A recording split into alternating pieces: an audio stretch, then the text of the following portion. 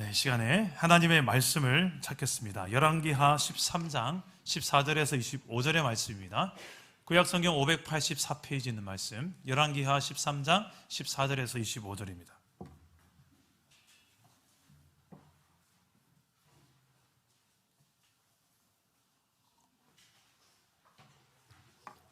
열왕기하 13장 14절에서 25절까지의 말씀을 저와 여러분 한 절씩 교독하겠습니다. 제가 먼저 14절을 읽겠습니다. 엘리사가 죽을 병이 들매 이스라엘의 왕 요아스가 그에게로 내려와 자기의 얼굴에 눈물을 흘리며 이르되 내 아버지여 내 아버지여 이스라엘의 병고와 마병이여 하매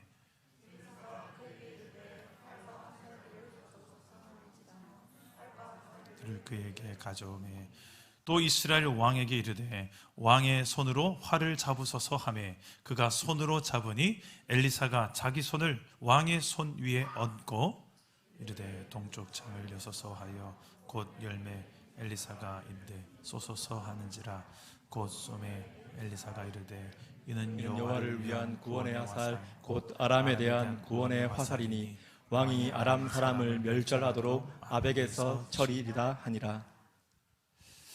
또 이르되 화살들을 집으소서 곧 집음에 엘리사가 또 이스라엘 왕에게 이르되 땅을 치소서 하는지라 이에 세 번 치고 그친지라.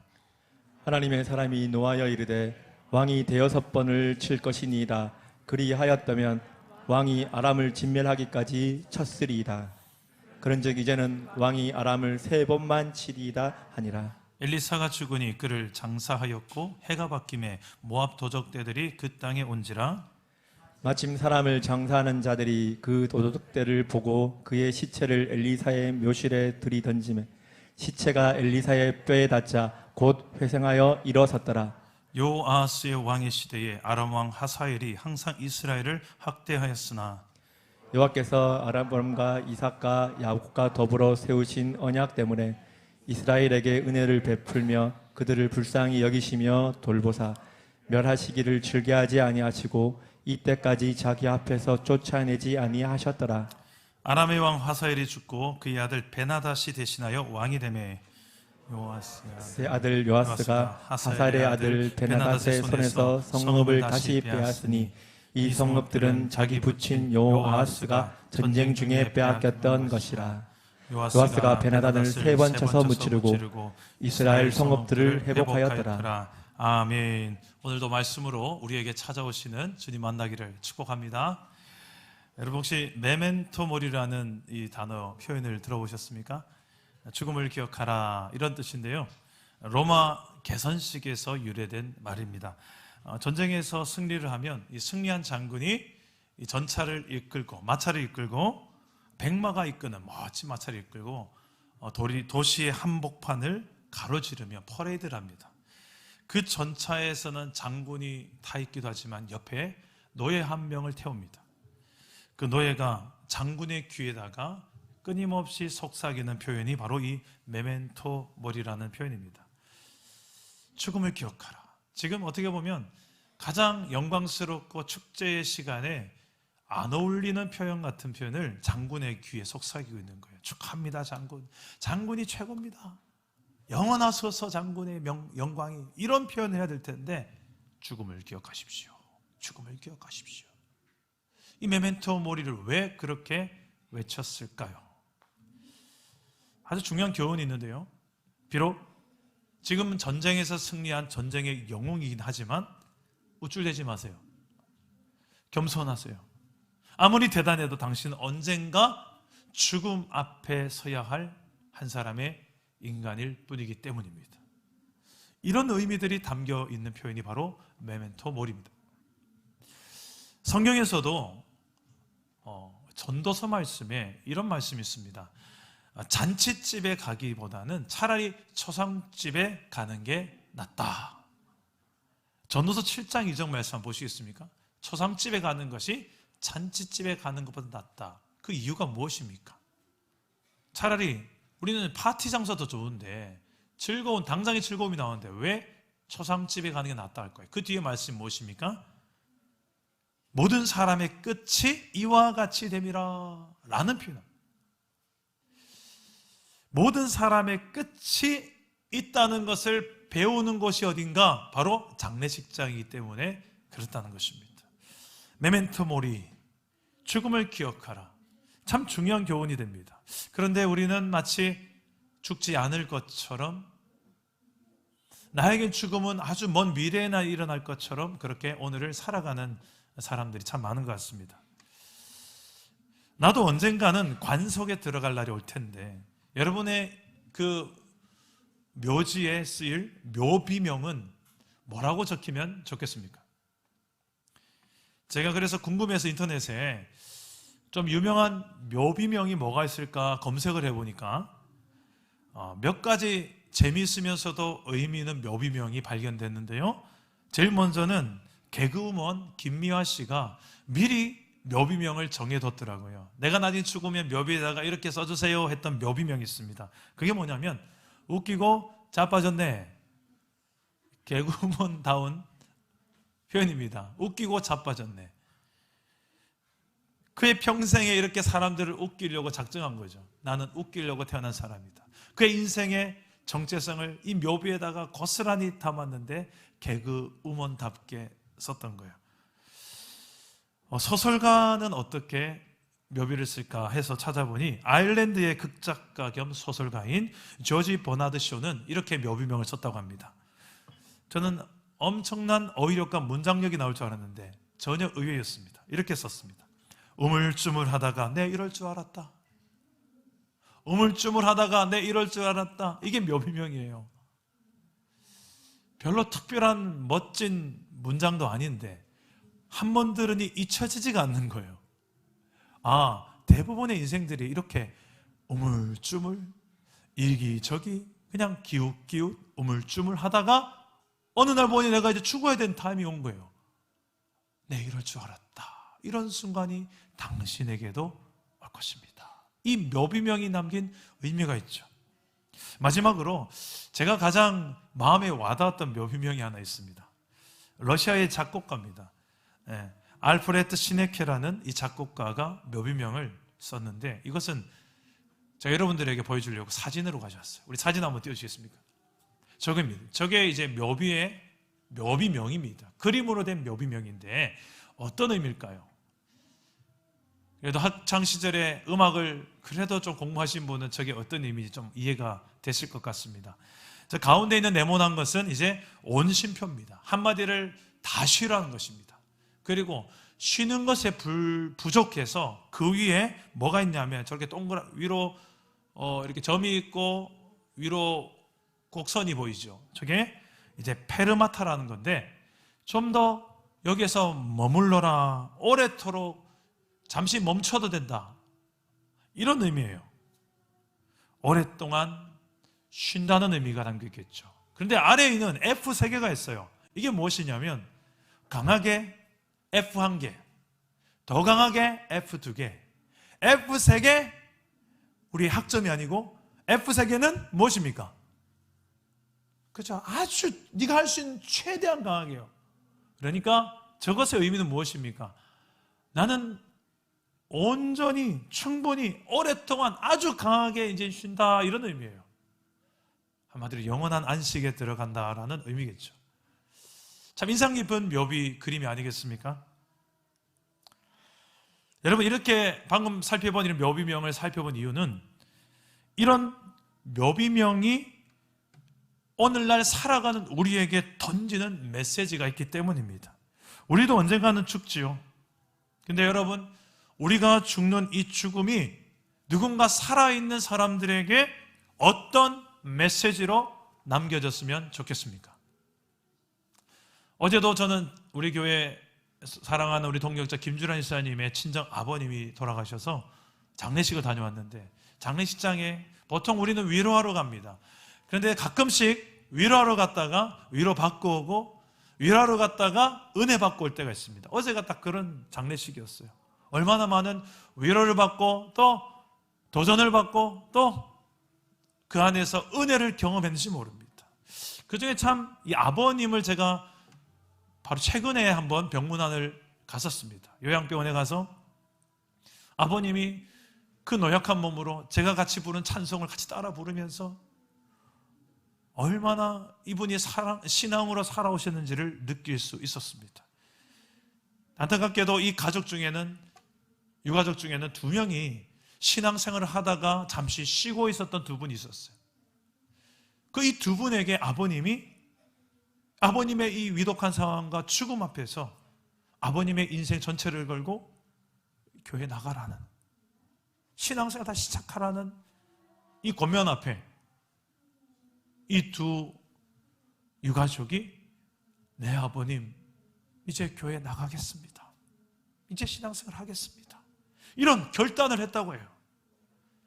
이 한 분의 죽음이 던지는 메시지가 이 유가족 내에서는 예수 그리스도를 믿는 믿음의 삶에 큰 파장을 일으켰고, 나아가서 그 장례식장에 참석했던 많은 성도들과 사람들이 그분의 신앙과 인생을 돌아보면서 이 한 인생의 죽음 앞에 그 인생을 통해서 던지는 메시지는 절대 약하지 않았습니다. 우리도 이런 인생이 되면 어떨까 생각을 해봤어요. 어떻게 하면 우리 인생도 내 인생의 마지막 순간이 올 텐데 그 순간에 내 인생의 이 죽음이 누군가 살아가는 사람들에게 던지는 참 좋은 메시지가 된다면 얼마나 좋을까. 특히 내 유가족, 내 자녀들, 내 형제들, 사랑하는 교회, 신앙 동력자들, 우리 후배들, 이들에게 내 인생이 누군가에게 메시지가 되고 내 죽음조차도 강력한 누군가에게 좋은 메시지가 된다면 얼마나 좋을까. 오늘 그런 한 인물을 소개하고자 합니다. 오늘 성경에 기록된 한 인물, 바로 엘리사가 그런 인물이 되고 있습니다.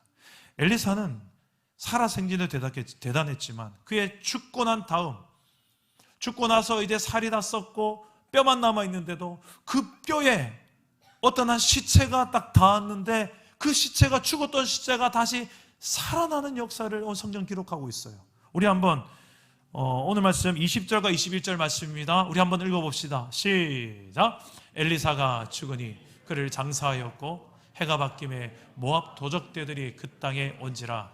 마침 사람을 장사하는 사람들이 그 도적대를 보고 그의 시체를 엘리사의 묘실에 들이던짐에 시체가 엘리사의 뼈에 닿자 곧 회생하여 일어섰더라. 자, 엘리사가 도대체 어떤 존재였길래 그의 뼈에 닿기만 해도 죽었던 시체가 벌떡 일어나는가? 우리는 이 대목에 있어서 와, 엘리사 진짜 대단한 사람이네, 엘리사 대단한 능력의 사람이었구나 라고 생각을 합니다. 물론 대단한 삶을 살았습니다만 정말 가장 좋은 대답은 아닙니다. 엘리사는 어떤 사람이었습니까? 북이스라엘의 가장 유명했던 선지자라고 한다면 엘리야를 떠올립니다. 그는 불의 선지자였습니다. 그가 기도하면 하늘에 불이 떨어지고, 그가 기도하면 하늘에 문이 닫혀서 비가 오지 않기도 하고 다시 비가 내리기도 했던 놀라운 기도의 사람이 엘리야였습니다. 그의 후계자가 엘리사였는데요, 이 엘리사도 엘리야 못지않게 아주 대단한 삶을 살았죠. 50여년간 하나님의 말씀을 전하며 놀라운 하나님의 역사, 기적과 치료의 역사를 행하였습니다. 그가 지금 이제 인생의 마지막 순간을 맞이합니다. 그가 얼마나 대단한 사람이었으면 주변 국가들이 이스라엘을 침략해 올 때도 전략을 아무리 짜봐도 이미 이스라엘은 전략을 다 알고 있는 거예요. 다 대비를 하는 거예요. 도대체 우리 중에 누가 첩자가 있느냐? 그러지 않고서 어떻게 우리의 전략을 미리 다 알고 있는 것처럼 이렇게 대비할 수 있느냐? 거기에 신하가 이야기합니다. 아니요, 이스라엘에는 하나님의 사람이 있습니다.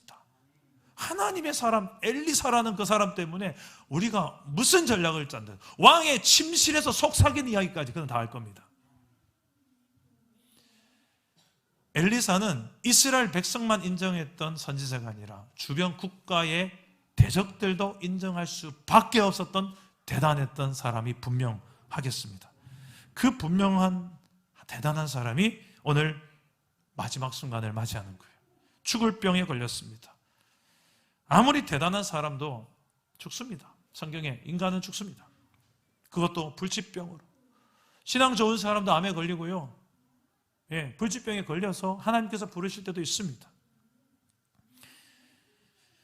그런데 이 대목에서 과연 엘리사가 정말 대단한 사람이다, 엘리사 같은 사람이 되어야 된다, 그냥 엘리사를 높이기 위해서 이 대목이 기록된 것이 아닙니다. 엘리사를 향하여서 성경은 이렇게 표현합니다. 19절 말씀 보면 엘리사를 뭐라고 부릅니까? 19절에 그렇죠, 하나님의 사람이라는 표현을 써요. 열왕기하에 보면 끊임없이 엘리사를 향하여 하나님의 사람, 하나님의 사람. 아마 엘리사의 묘비명에 글을 쓴다면 이렇게 썼을 것 같아요. 하나님의 사람 엘리사 여기에 잠들다, 이렇게 쓰지 않았을까 싶습니다. 이 엘리사의 죽음은 오늘날 우리에게 던지는 메시지가 있습니다. 그 시대에도 던진 메시지가 있었겠지만 오늘날 2023년 사는 저와 여러분에게도 이 죽음이 주는 메시지가 있습니다.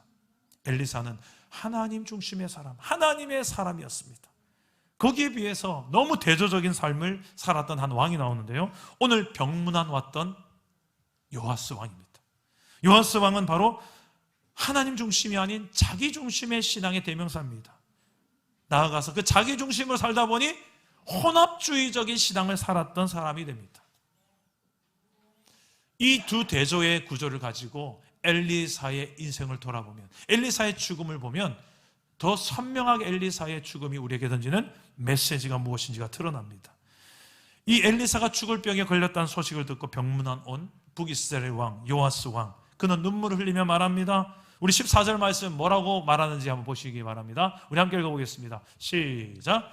엘리사가 죽을 병이 들매 이스라엘의 왕 요아스가 그에게로 내려와 자기의 얼굴에 눈물을 흘리며 이르되 내 아버지여, 내 아버지여, 이스라엘의 병과 마병이여 하매.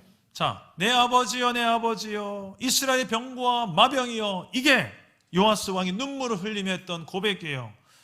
이 표현은 과거 엘리야가 하늘로 승천할 때 엘리사가 엘리야를 향해서 했던 표현입니다. 이 표현을 그대로 지금 요아스 왕이 엘리사에게 하는 이유가 무엇일까요? 그만큼 당신은 이 시대의 불의 선지자 엘리야 같은 존재였다라는 것을 인정하는 고백이 아니겠습니까? 그 정도로 엘리사에 대한 경의를 표하는 것이었습니다. 이 정도면 야, 이 요아스 왕도 보는 안목이 있네, 신앙이 있네, 우리는 그렇게 생각하는데요, 그렇지 않습니다. 이 요아스의 신앙의 상태는 그 뒤에 나오는 사건을 통해서 정확하게 드러납니다. 그리고 오늘 말씀 바로 앞에 이 요아스 왕에 대한 신앙을 정확하게 간단하게 설명하는데, 먼저 2절을 한번 읽어보겠습니다. 화면을 보시고 열왕기하 13장 10절과 11절입니다. 함께 읽겠습니다. 시작. 유다의 왕 요아스 제47년에 요아스의 아들 요아스가 사마리아에서 이스라엘의 왕이 되어 16년간 다스리며 여호와께서 보시기에 악을 행하여 이스라엘에게 범죄하게 한 느밧의 아들 여로보암의 모든 죄에서 떠나지 아니하고 그 가운데 행하였더라. 자, 요아스는 어떤 인생을 살았다고 이야기하냐면 하나님 보시기에 악을 행했던 왕이다. 어떤 악을 행했냐면 여로보암의 죄를 그대로 행했던 악이었습니다. 이 여로보암이 어떤 죄를 지었는지 성경은 끊임없이 북이스라엘이 이 죄를 떠나지 않았다고 고발하는데, 도대체 여로보암이 어떤 죄를 지었단 말인가? 여로보암은 남북으로 갈라진 이스라엘의 분단 국가가 된 그 뒤로 첫 북이스라엘 왕이었습니다. 첫 단추부터가 여로보암이 죄를 지었는데 그 죄가 계속 반복되는 북이스라엘의 전통이 되어버립니다. 이 요아스 왕까지 이걸 끊어버릴 자가 안 나와요. 도대체 여로보암의 죄가 어떤 죄였을까? 여로보암은 우상을 만드는데 금송아지 둘을 만들었죠. 그래서 북이스라엘의 북쪽 제일 끝에와 남쪽 제일 끝에 이 두 송아지를 놓고 이것이 하나님이다. 과거 우리 조상을 저 애굽에서부터 인도해낸 하나님이다. 이제 저 멀리 남쪽 유다 땅에 예루살렘에 가서 예배할 필요 없다. 그 예루살렘 성전에 갈 필요 없이 여기서 예배해라.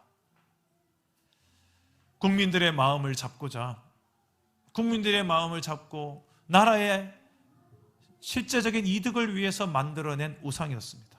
실제로 그것은 하나님이 아니었습니다. 우상일 뿐이었습니다. 게다가 하나님을 예배하는 제사장도 원하면 아무나 하세요, 아무나 하세요. 다 시켜줬어요. 그것은 하나님께서 제정한 레위 지파만이 설 수 있는 이 조건을 거부한 행위였습니다. 게다가 절기까지도 우리한테 맞는 일정은 이거야. 하나님이 정한 절기가 아닌 새로운 절기를 만들어냅니다. 이런 모든 것에 다 자기 마음대로 만들어낸 예배의 대상조차도 내가 마음대로 바꿔버리고, 예배의 방법조차도, 절기조차도 내가 마음대로 바꿔버리는 이 자기중심적인 신앙이 바로 여로보암의 죄였습니다.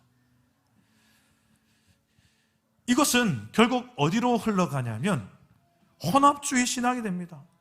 하나님도 믿지만 우상도 믿는, 교회는 다니지만 교회만 다니는 게 아니라 다른 것도, 하나님도 믿고 다른 것들도, 힘도 믿고 사람도 믿고 인간 돈도 믿고, 내가 정말 좋아하고 의지하는 것을 항상 다 뒤에 숨겨두며, 교회는 잘 다녀요. 그런데 정작 내 중심에 정말 의지하고 붙들고 사는 건 하나님만이 아니고, 하나님만큼이나 더 붙들고 사는 게 우리 안에 생각보다 참 많다는 것입니다. 이게 혼합주의 신앙의 오늘날의 모습이 아니겠습니까? 그 뿌리는 자기중심성이 있습니다. 자기중심적으로 내 방식대로, 내 마음대로, 내 기준대로 돼야 직성이 풀리는 이 자기중심성. 왜 이렇게 목사님 자꾸 자기중심성을 강조하세요? 성경이 그걸 말하니까 그래요. 신구약 전체를 걸고 우리의 모든 문제의 뿌리의 근원에 가보니 이놈의 자기중심성이 딱 자리 잡아서 딱 고집을 피우는 거예요. 이게 나는 죽어도 안 바뀐다. 어디 한번 해봐라. 오늘도 해봐라 목사님. 오늘 해봐라. 내가 바뀌나. 이 견고한 성을 제가 절대 못 바꿉니다. 저도 못 바꿉니다. 하나님만이 바꾸셨어요. 여러분, 성경은 끊임없이 이 자기중심성에 관한 문제를 바꾸라고 합니다. 신앙생활은 자기 마음대로 자기 중심으로 하려고 하면 안 됩니다. 하나님 중심으로 모든 걸 해야 됩니다. 내가 하고 싶은 것이라도 하나님이 아니라고 하면 안 하는 게 하나님 중심 신앙이고, 내가 하기 싫은 것이라도 하나님이 하시라고 하면 하는 게 하나님 중심 신앙입니다. 요나처럼 니느웨 아수르가 멸망하는 걸 더 구원받는 것보다 더 좋아했는데 하나님 자꾸 구원하려고 하시는 걸 눈치채고는 요나가 싫습니다. 나 그걸로 안 갈랍니다. 이 요나가 얼마나 우리 안에 많은지 모릅니다. 내가 하고 싶은 거 하고 싶어. 내가 하기 싫은 것이라도, 내가 사랑하기 싫고 힘든 사람이라도 주님이 원하신다면 해볼게요. 이게 하나님 중심 신앙이죠. 아직 우리는 거기까지 잘하는데 참 많은 시간이 필요한 것 같습니다. 하나님의 열심이라는 책을, 이 베스트셀러를 쓴 저자 목사님 박영선 목사님, 신앙을 이렇게 이야기해요. 신앙생활이란 이게 신앙생활이다. 내가 나를 설득하는 게 신앙이 아니다. 내가 하나님을 설득하는 것도 신앙생활이 아니다. 신앙이란 하나님이 나를 설득하는 과정이다. 하나님이 나를 설복하시는 과정이 바로 신앙생활이다. 참 저는 공감했어요. 우린 참 하나님께 설득 안 당하려고 엄청 고집을 피우는 근성이 있거든요. 정답을 정말 몰라서 그 길을 안 간다기보다는 버티는 거죠. 내가 원하지 않는 거죠. 내가 싫은 거예요, 솔직히 말하면. 우리 중고등부 오늘 같이 예배 드리는데 우리 중고등학생들 신앙을 잘 배울 수 있기를 바랍니다. 성공을 위해서 신앙생활하는 게 아니에요. 여러분, 내가 공부 잘하기 위해서 신앙생활하는 거 아니에요. 반대입니다. 신앙을 위해서 공부하는 거죠. 오늘날 많은 중고등학생 신앙이 그 반대의 경우를 많이 보게 됩니다. 성공을 위해 공부하고 그 공부를 위해 신앙생활하고, 하나님 좀 도와주이소, 한판 시계 밀어주이소, 내가 나중에 크게 한번 쏠게요, 성공한 다음에. 마치 하나님하고 이렇게 딜합니다. 아이는 그렇다 치고 이 부모가 더 그런 경우가 더 많아요. 요즘 주일 예배를 우습게 알고, 고3이니까 쉬어도 돼, 1년만 눈 감고 쉬어. 교회도 참 우습게 알고 말씀도 우습게 알고. 여러분, 그런데 교회는 잘 다녀요. 교회는 또 나와요. 지금 요아스가 딱 그런 신앙이라니까요. 교회를 안 다니는 스타일이 아니에요. 교회는 다니고 할 건 다 해요. 성경도 좀 읽었어요. 다 알아요. 그런데 그의 중심에는 여전히 포기 못하는 우상이 있는 거예요. 그래서 그의 고백에 내 아버지여 내 아버지여 이스라엘 병과 마병이여 이렇게 슬퍼하며 울었던 그 이유가 정말 울어야 될 이유로 울었다기보다는 요아스는 당장 내 눈앞에 보이는 이 이스라엘의 번영과 안전을 지키기 위해서는 당신 같은 대단한 사람이 있어야 된다는 거예요. 엘리사 뒤에 있는 하나님을 바라보고 사는 그 왕이 아니라 그 하나님보다 당장 눈앞에 보이는 엘리사, 그가 사라지면 어째 살고, 그리고 눈에 보이는 우상이 눈에 보이지 않는 하나님보다 더 확실할 것 같거든요. 그러니까 눈에 보이는 우상도 처리를 못하는 거예요. 이게 요아스 왕의 자기중심적 신앙이요, 또 혼합주의 신앙의 뿌리입니다. 오늘날 우리도 요아스 왕처럼 이 혼합주의 신앙, 나 중심의 신앙을 걷게 된다면 딱 이렇게 돼요. 하나님을 향한 이 영적인 지식과 감각이 점점 둔해지고 사라집니다. 이젠 점점 대놓고 나 중심의 신앙을 합리화시킵니다. 그것도 성경 구절까지 인용해가면서. 이런 영적 상태는 오늘 이 말씀 속에서 이 요아스 왕이 딱 이런 상태였다는 것을 보여주는 사건이 다음에 나옵니다. 바로 활과 화살의 예언의 내용인데 15절 이하에 나오는 말씀 내용입니다. 엘리사가 병문안 온 요아스 왕에게 활과 화살을 가져오소서 이야기합니다. 그리고 동쪽 창문을 좀 열어보소서. 동쪽 창문을 열면 어떤 나라가 보이냐면 요람이란 나라, 어디입니까? 아람이란 나라가 보입니다. 이 아람 나라가 끊임없이 북이스라엘을 쳐들어왔거든요. 그 나라를 향하여 활을 들고 엘리사가 이 요아스 왕의 손에 또 손을 얹어서 함께 화살을 쏩니다. 그 쏘고 난 다음에 이 화살에 대한 의미를 이야기합니다. 오늘 17절 말씀인데요, 우리 함께 읽어보겠습니다. 17절입니다. 시작. 이르되 동쪽 창을 여소서 하여 곧 열매. 엘리사가 이르되 쏘소서 하는지라. 곧 쏘매 엘리사가 이르되 이는 여호와를 위한 구월의 화살 곧 아람에 대한 구월의 화살이니 왕이 아람 사람을 멸절하도록 아벡에서 치리이다 하니라. 자, 이런 류의 예언을 행동 예언, 행위 예언이라고 합니다. 많은 구약의 선지자들이 이 행동을 통해서 이게 담긴 메시지를 백성들에게 전하는 방식이에요. 더 확실하게 와닿겠죠. 그냥 말로만 듣는 예언 말씀보다 행위를 통해서 시청각 교육이 되니까 더 선명하게 하나님 메시지가 전달되게 하기 위함이었습니다. 자, 무슨 뜻이었어요? 활을 동쪽 창을 열고 쏘는 것은 아람을 향한 구원의 화살, 하나님의 구원의 화살이었어요. 저들을 멸절시키기까지 네가 칠 것이다라는 예언입니다. 자, 이 말을 딱 듣는 순간 이 요아스 왕은 어떤 마음이 들었겠습니까? 할렐루야죠. 그렇게 지긋지긋 우리를 괴롭혔던 대적이 이제 하나님께서 구원하시고 치시겠구나.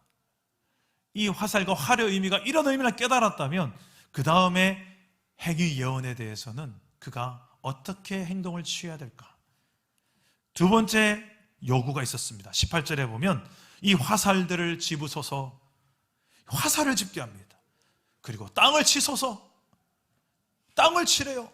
땅을 치는데 몇 번을 칩니까? 18절에 보니 3번을 칩니다. 꽝, 꽝, 꽝. 근데 이 3번을 땅을 친 요아스 왕을 향하여서 엘리사는 버럭 화를 냅니다.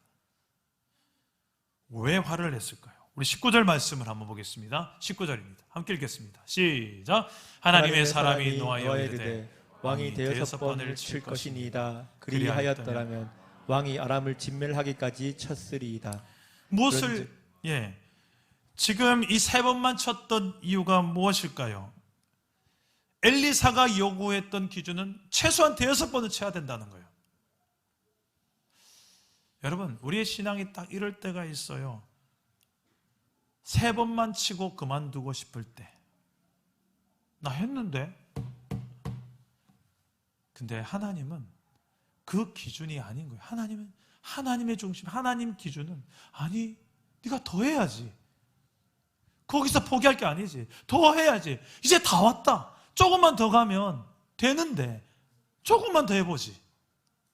우리 신앙생활하다 이게 얼마나 많습니까? 물이 딱 100도씨 되면 끓잖아요. 99도 때까지는 딱 그 1도의 차이가. 우리가 그 1도 그 시간을 못 참아서 하나님의 큰 역사를 보지 못할 때가 얼마나 안타깝습니까? 지금 이 요아스의 믿음의 수준이 딱 이거였어요. 근데 하나님은 그 3번도 그대로 이루게 하십니다. 우리 25절 말씀 보십시오. 하나님께서 어떻게 역사하시는지 한번 보겠습니다. 시작. 요아스의 아들 요아스가 하사엘의 아들 베나닷의 손에서 성읍을 다시 빼앗으니 이 성읍들은 자기 부친 요아스가 전쟁 중에 빼앗겼던 것이라. 요아스가 베나닷을 3번 쳐서 무찌르고 이스라엘 성읍들을 회복하였더라. 자, 결국 하나님은 그럼에도 불구하고 3번이라는 그 숫자를 채워서 이루게 하십니다. 저는 이런 자기중심적이고 이런 혼합주의 신앙을 가진 요아스 왕의 신앙을 봤으면 이 3번도 못 이기게 할 것 같아요. 그 신앙 정치가 다 드러나니까. 너의 나중심적 신앙과 너의 그 타협적이고 혼합주의 신앙이 이렇게 질책하고 그냥 끝내버릴 수도 있는데 하나님은 그 3번을 정확하게 이루십니다. 이외에 하나님은 이런 요아스의 부족한 신앙이고 연약한 신앙에도 불구하고 하나님 이스라엘을 구원하실까요? 그 이유가 23절에 나옵니다. 23절 한번 읽어봅시다. 시작.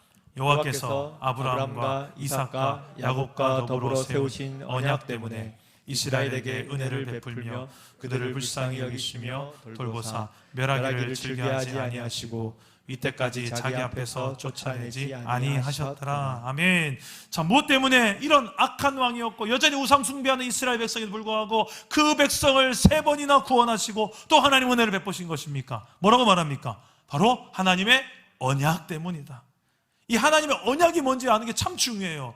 이 하나님의 언약, 약속이라는 것, 구약에 아브라함을 통해서 이삭을 통해 야곱을 통해 또 모세를 통해 다윗을 통해 끊임없이 이 언약을 통해 하나님은 이스라엘 백성 가운데 이스라엘을 유지해 오셨는데, 하나님의 나라를 유지해 오셨는데 그 언약은 왜 하셨냐면 바로 이스라엘의 구원을 위해서 주신 거예요. 나아가서 오늘날 저와 여러분, 예수 그리스도를 믿는 저와 여러분을 위해서도 하나님은 언약을 미리 해두신 것입니다. 왜냐하면 인간 편엔 아무리 봐도 구원의 조건을 찾아낼 수가 없는 거예요. 이스라엘이 얼마나 연약한지를 하나님은 아셨기 때문에, 하나님 나라 백성들이 얼마나 연약해서 잘 흔들리고 넘어지고 시험 들고 깨지는지 잘 아셨기 때문에 하나님은 이 언약이라는 장치를 딱 세워두셔서 이스라엘의 구원의 이유로 쓰셨던 거예요. 이거예요. 내가 하나님 앞에 나 살래요 구원의 손을 내밀었다기보다는 하나님이 먼저 내 손을 잡으시고 내가 너를 구원한다. 그 구원의 손을 내가 발견하는 것, 이것을 그대로 내가 믿는 것, 이게 우리의 구원의 이유예요. 그리고 나도 그분의 손을 잡고 살아가는 게 하나님과 동행하는 삶이죠. 때로는 우리가 연약해서 하나님을 놓칠 때도 있습니다. 다른 것 붙들고 이게 하나님 것처럼 착각하며 살 때도 있습니다. 내가 대단해서 그런 줄 알고 내가 하나님처럼 살 때가, 행사할 때가 있습니다. 그런데 그 순간조차도 하나님의 이 언약의 손은 놓치지 않고 있는 거예요. 저는 이것을 은혜라고 말합니다. 우리의 구원이 내가 하나님을 견고하게 잡았기 때문에 구원받았습니다. 절대요. 여러분이 얼마나 하나님 견고하게 잡았습니까? 우리가 언제 하나님 견고하게 잡았습니까? 얼마나 많이 비틀거리 흔들고 했습니까? 얼마나 많이 하나님을 배반했습니까?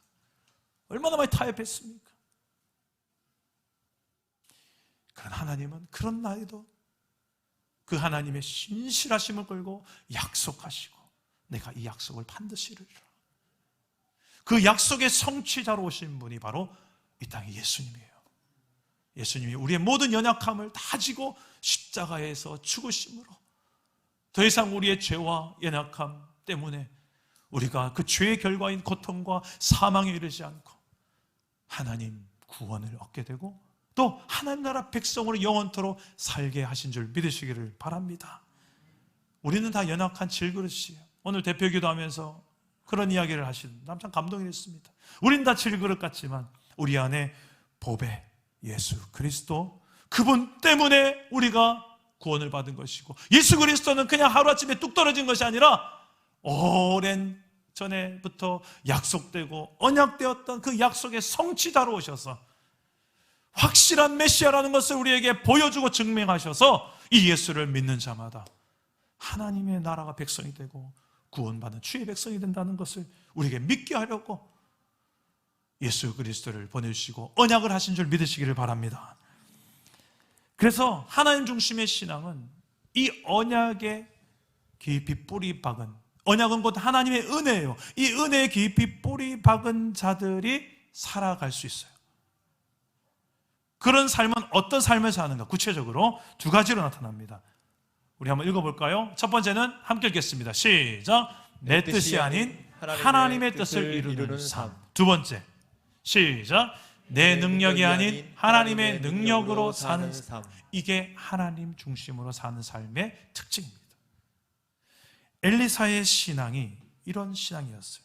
우리 그의 신앙을 잘 보여주는 게 열왕기하 5장 16절에 나오는데요. 우리 한번 화면을 보시고 읽어보겠습니다. 시작. 이르되 내가 섬기는 여호와께서 살아계심을 두고 맹세하노니 내가 그 앞에서 받지 아니하리라 하였더라. 나만이 받으라고 강건하되 그가 거절하니라. 네. 지금 엘리사는 놀라운 치유의 기적을 베풀었어요.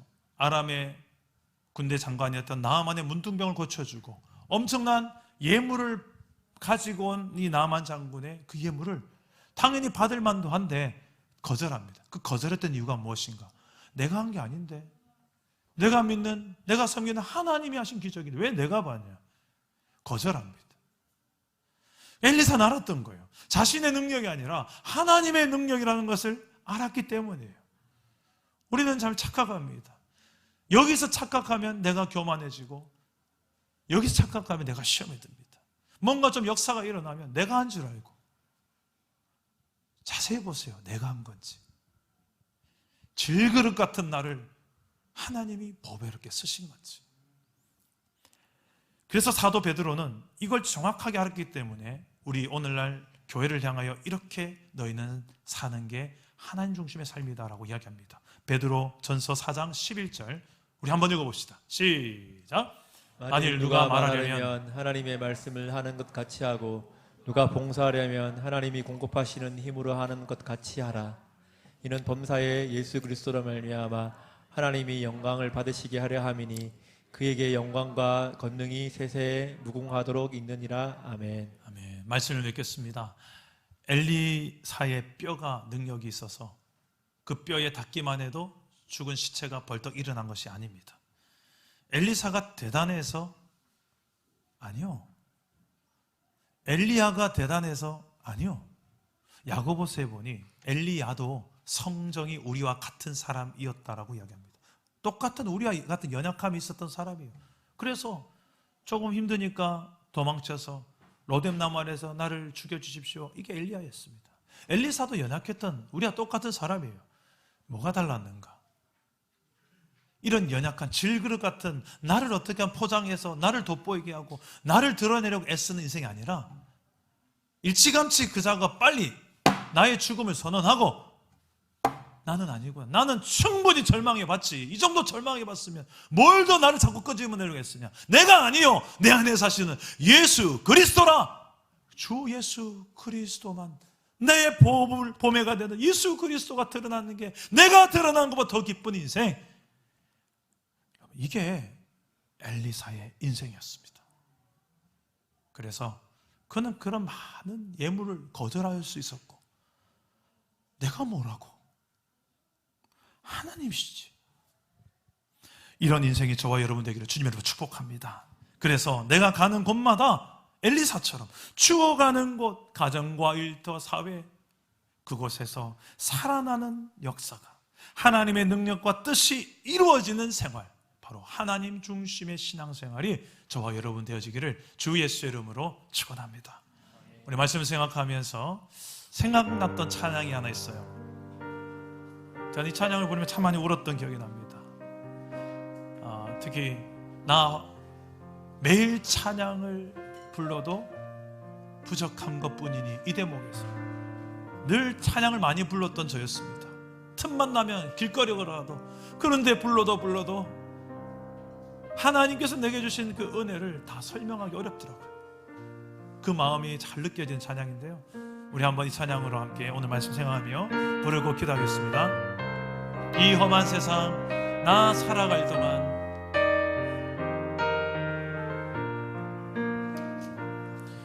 이 험한 세상 나 살아갈 동안, 나 살아갈 동안 내 주님 가신 길, 내 주님 가신 길 걸으며 내 주님을 찬양해.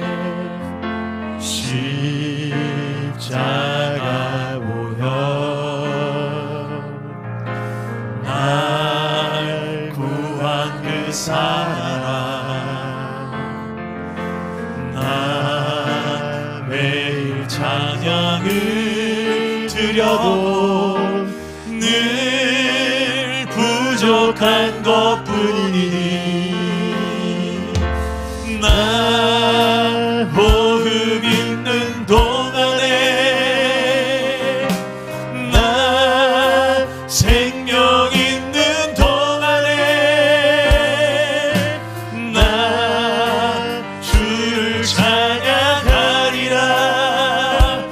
내게 생명 주신 주님을. 2절입니다. 이 작은 손에, 이 작은 손에 불 밝혀 들고서, 불 밝혀 들고서 이 세상 다시 오시는, 이 세상 다시 오시는 내 주님을 맞으니, 내 무거운 짐, 내 무거운 짐 다 벗겨주시며, 다 벗겨주시 그 아름다운 금면류관을, 그 아름다운 금면류관 날 위해 예비하시니, 나 호흡 있는 동안, 나 호흡 있는 동안에, 나 생명 있는 동안에, 나 주를 찬양하리라. 내게 생명 주신 주님을, 나 호흡 있는 동안에, 나 호흡 있는 동안에, 나 생명 있는 동안에,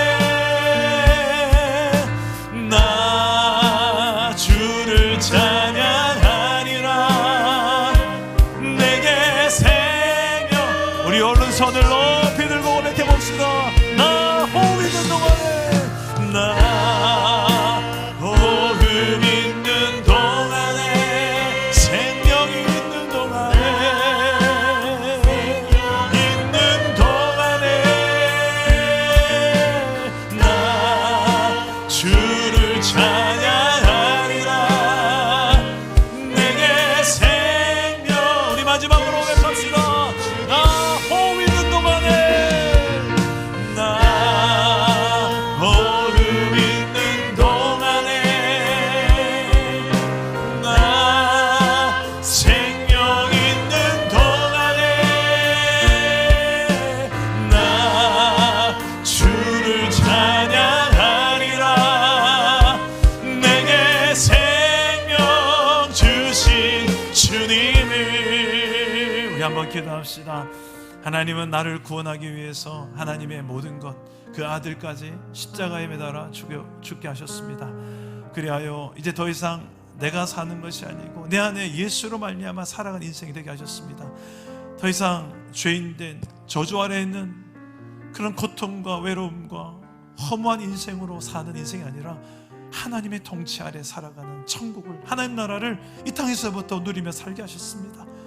그럼에도 불구하고 우리가 자꾸만 여전히 옛사람으로 돌아가려 하고, 여전히 하나님 아닌 내가 중심되고 세상이 중심된 가치와 그런 성공, 행복, 이게 더 커 보이는 우리 안의 이 유혹들, 하나님 이 시간에 다시금 우리 안에 있는 이 모든 것들이 하나님 중심으로 변화되게 하여 주옵소서. 성령이여, 하나님 내게 주신 이 약속의 말씀들을 더 신뢰함으로, 그 말씀 중심으로 우리가 살아가는 주의 백성들 되게 하여 주옵소서. 내 힘이 아닌 하나님의 능력이요, 내 말, 내 뜻이 아닌 하나님 말씀, 하나님 뜻 중심으로 살아가 진짜 내 삶 속에 천국을 경험하고 증거할 수 있는 인생 되게 하여 주시옵소서. 기도하실 때에 저를 따라오기도 하겠습니다. 주여 은혜를 주옵소서. 주여 은혜를 주옵소서. 주여 회복을 주옵소서. 주여 회복을 주옵소서. 주여 살아나게 하옵소서.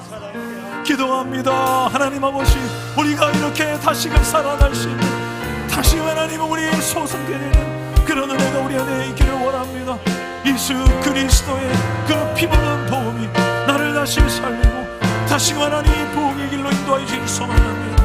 하나님, 세상의 어떤 나의 성공의 형통이 아닌, 내가 드러나기 위해 살아나는 인생이 아닌 여호와 하나님의 영광이 드러나고 하나님의 뜻과 하나님의 나라가 나를 통해서 임하기를 소망하여 우리가 이렇게 살아갈 수 있는 인생들이 되게 하여 주옵소서. 우리의 가정이 그런 천국 같은 하나님 나라가 된 가정이 되기 원합니다. 오 주님, 내가 죽고 내 안에 왕신 예수로 사는 인생 되게 하여 주옵소서. 내가 내 뜻을 주장하는 것이 아닌 하나님의 뜻을 묻고 하나님의 뜻이 내 삶을 통해 이루어지는 것을 진정한 성공이요, 진정한 형통이요, 진정한 행복으로 여길 수 있는 인생이 우리 인생 되게 하여 주옵소서. 우리 사랑남은 교회가 이런 하나님, 정말 하나님 중심으로 살아서 세상을 살리는 공동체가 되기를 원합니다. 우리가 먼저 살아서 이 영혼들을 살리는 교회가 되게 하여 주옵소서. 주여, 오늘 하나님 말씀으로 우리의 삶이 새롭게 되기를 소망합니다. 살아계신 하나님, 우리의 삶에 어떠한 절망스러운 상황이 있고 내 뜻대로 펼쳐지지 않는 환경이 있다 할지라도 우리의 마음에 흔들리지 않는 이유, 하나님께서 언제나 내 곁에서 나의 중심이 되시고 나의 주인이 되시기 때문입니다. 그 하나님의 주권을 내 삶의 전부에 인정할 때 어떤 환경 상황 속에서도 흔들리지 않는 믿음으로 오직 하나님의 뜻을 이루며 하나님의 나라를 내 삶에 이루어가는 복을 우리가 누리게 하여 주옵소서. 이 증거가 우리의 삶이 되어져서 많은 영혼들이 내 삶을 보고 내 가정을 보며 정말 하나님 나라 백성다운 삶이구나, 정말 천국이 있구나, 저 인생을 보니 하나님이 살아계시고 이미 천국을 살기 시작했구나, 우리의 삶이 그런 증거가 되어져서 죽어가는 수많은 영혼들에게 그들을 살리는 교회로 내가 살아내게 하여 주옵소서. 그런 놀라운 역사가 우리의 삶에도 일어나길 소망하옵고 예수님의 이름으로 기도합니다. 아멘.